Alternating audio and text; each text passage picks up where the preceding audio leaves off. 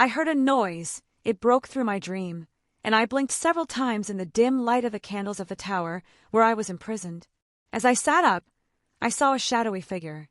I screamed and jumped up, but terror seized me, and my heart hammered against my ribs as strong hands held me down and blindfolded me.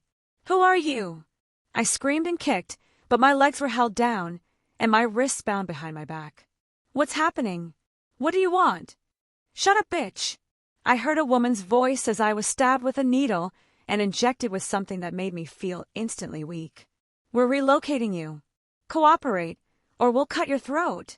I was suddenly pulled up, and the intruder started dragging me out of the tower, and for the first time in a month since my captivity, I was feeling grass beneath my feet. "Please," I pleaded. "Where are you taking me?"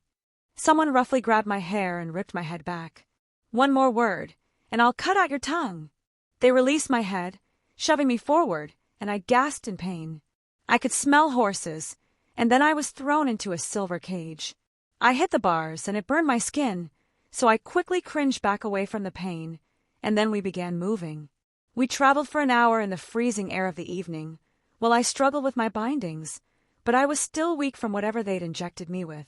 My heart was pounding in my chest as I shivered in both fear and cold, and then suddenly the movement stopped, and I heard footsteps. I tried to peek under the blindfold, but could only make out dark figures. One of them pulled open the creaking cage door, and then I was being pulled out. "They're going to kill us!" My Lycan Penny started to cry. "We should have never helped any of them," I told her as we were dragged forward. "I'm sorry, Penny, I'm so sorry." "Don't be," she wept. "It's not your fault. I just wish we weren't pregnant. I don't want our son to die." My response was cut off, but the putrid smell of blood and urine and what I thought, or rather I hoped, was rotten meat from an animal. I was shoved onto some kind of wooden platform that started moving, and one of the guards pulled off the blindfold, and I realized we were in the pit, and we were being lowered into the center on a platform connected to a pulley. "What is this?" I screamed and tried to shove the guard who was holding my arm. "There is no way Tyson agreed to this." The guard slapped me in the face, cracking my lip and leaving a hot, stinging burn on my flesh.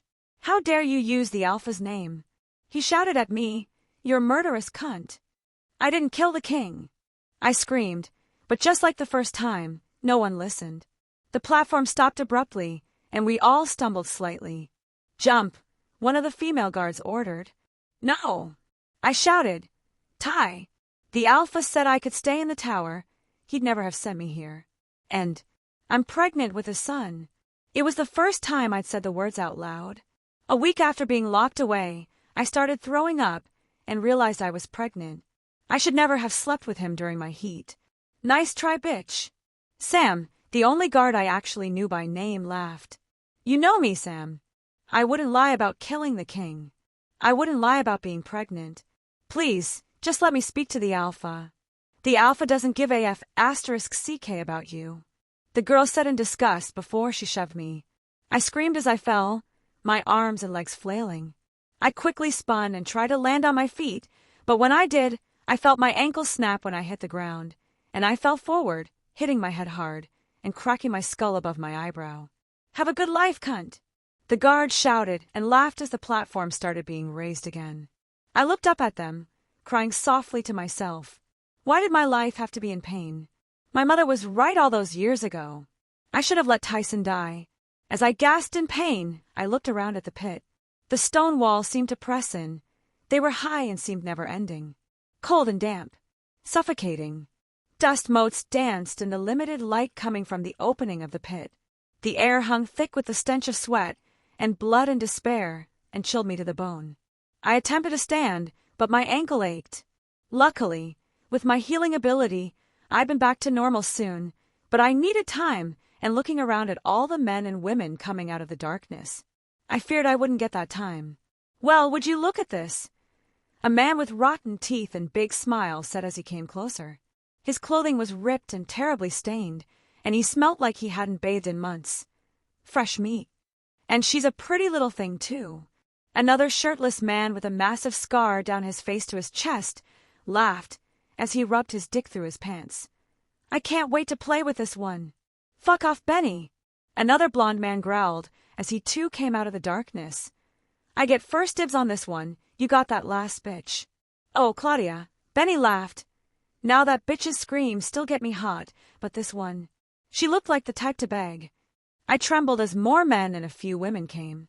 Do not touch me, I shouted, but everyone laughed. One man grabbed me, and despite the pain of my ankle, I thrust up my knee, making contact with his crutch. I wasn't much of a fighter, but I knew some basic tricks. The man cried out in pain, while some of the other men laughed and shoved him out of the way, and then they were all on me. I was being thrown around by the laughing mob. I tried to fight back, but I was already injured, and they beat me senseless. Each blow felt like a hammer. My ribs were broken, my head cracked open, my arm dislocated, and my clothing ripped off me. I'd only ever felt fear like this once before in my life. The day my pack was destroyed by the very king I'd been accused of killing. My attackers were ruthless. Their eyes, hungry and cruel, bored holes into my soul. Someone punched me in the skull, and I finally gave in and fell to the ground when I heard a loud growl, and then a man came forward. Get off her, he ordered, and every one of them fled as if this man was the most terrifying creature in existence, and the last thing I saw before my vision blurred and then went black was terrifying gray eyes. I don't know how long I was out, but I was fully healed when I woke up swinging my arms and screaming. Sit down and shut up, girl, the man ordered. They won't hurt you. You're safe here with me. And who are you? You don't recognize me, he asked. I should feel offended by that, though you were just a child when the pack was attacked. I remember you, though. I noticed that birthmark on your collarbone when they ripped your clothing off. You're Lyra Rowan. How do you know me? You don't forget the girl your pack was destroyed to get. He looked over at me.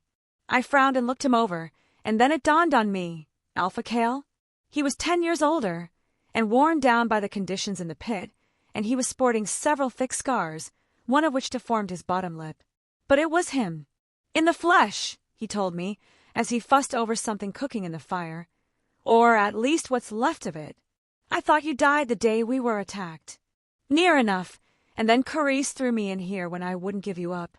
It wasn't my fault that he came for me, I said angrily. I was 8 years old.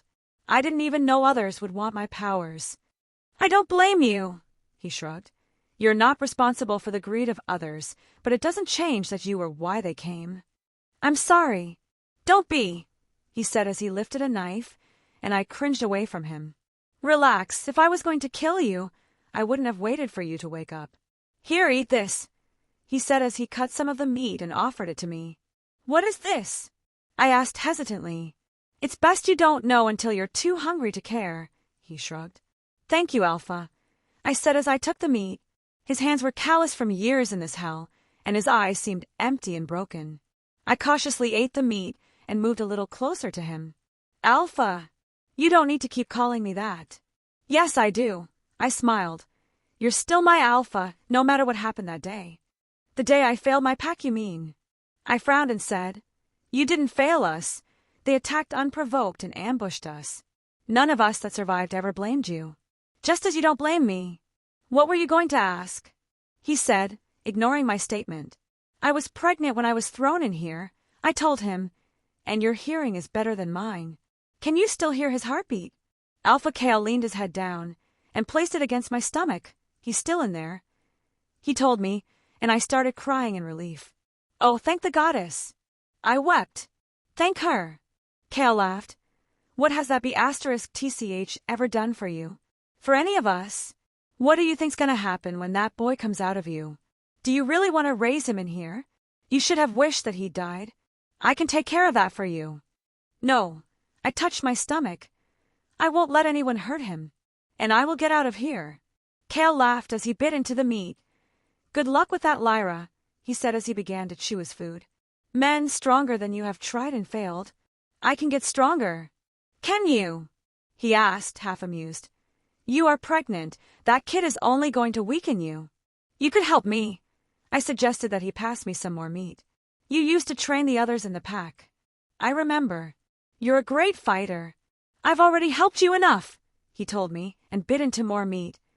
If it weren't for me, you'd be half dead and being passed around by the others. You're safe as long as you stay in my territory that I've claimed. Go outside those red symbols and you're fair game. That's all I'm willing to do for you. What is that red?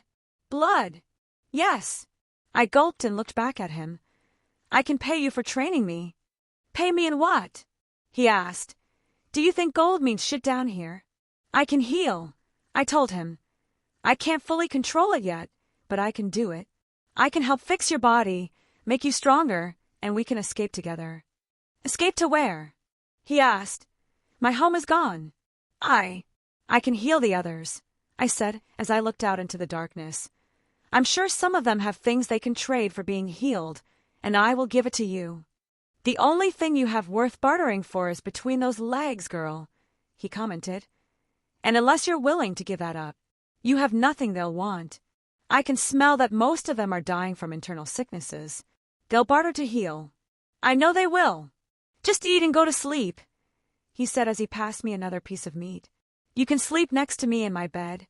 The night can near freezing. The body heat will keep you alive. Sleep together, I said nervously. I won't touch you. I have no interest in anyone but my mate, and when I see her again in death, I want to look her in the eyes with honor. I've never touched any of the female prisoners. What do you think Luna Kirsten would say if you tell her you could have helped train me to get stronger, so I can free myself, and you said no? He glared at me. Don't try to pull on my heartstrings, girl, or I'll throw you back to the others. Please, Alpha. I'm begging you. Please teach me, I pleaded. It's not like you have anything else to do. He growled at me. I tell you what, once a month, supplies are sent down to us. The next time is in 2 weeks. Not even I can control the mod when everyone tries to get to the food to hoard what they can for the month. Get me one of the chickens, and I'll train you. Deal, I said quickly. We'll see, he said as he continued eating. Thank you, and thank you for saving me and keeping me safe. It's the least I can do, he shrugged. Your father once saved my life, and I never got the chance to repay that debt. Now I have. Did he suffer when he died? I asked. No. He died quickly. Good, I said, as tears fell down my eyes. What about your mother? Where is she? She hung herself on my 13th birthday, I answered as I wiped the tears away. I am going to lay down. Thank you for the food.